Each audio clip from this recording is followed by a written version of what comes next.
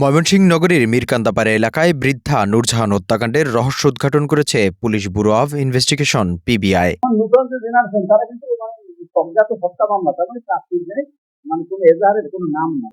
ঘটনায় জড়িত থাকার অভিযোগে রনি মিয়া নামে এক ওয়েল্ডিং মিস্ত্রিকে গ্রেফতার করা হয়েছে। তিনি অম্বিকাগঞ্জের রবিকুল ইসলামের ছেলে। রবিবার দুপুরে ময়মনসিংহ নগরীর বাইপাস এলাকায় পিবিআই কার্যালয়ে আয়োজিত সংবাদ সম্মেলনে পুলিশ সুপার মিজানুর রহমান জানান, নারী সংক্রান্ত বিরোধের জেরেই গত ২৮ জানুয়ারি রাতে নূরজাহানকে হত্যা করা হয়। হত্যার পর মরদেহ খড়ের নিচে লুকিয়ে রেখে পালিয়ে যায় অভিযুক্ত রনি মিয়া।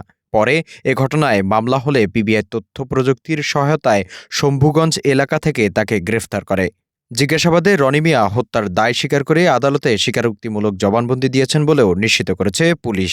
আসামি যেটা আমাদের কাছে বলবে যে সামাজিক ভয়ভীতি এবং তার পরিবারের সম্মানের দিকে বিভিন্ন বিষয় এবং এই যে ছাত্রগুলোর এক পর্যায়ে যে সামাজিক ভয়ভীতির কারণে এই মহিলাকে পিছন থেকে একটা স্টিল পাতা মানে শক্ত একটা মানে বস্তু দিয়ে আঘাত করে এবং পিছন থেকে আঘাত করে এবং পড়ে যাওয়ার পর্যায়ে সে আঘাত করে মৃত্যু নিশ্চিত করে। এ ঘটনায় এলাকায় চাঞ্চল্য সৃষ্টি হয়েছে। পুলিশ বলছে তদন্তের মাধ্যমে পুরো ঘটনার বিস্তারিত আরও জানা যাবে।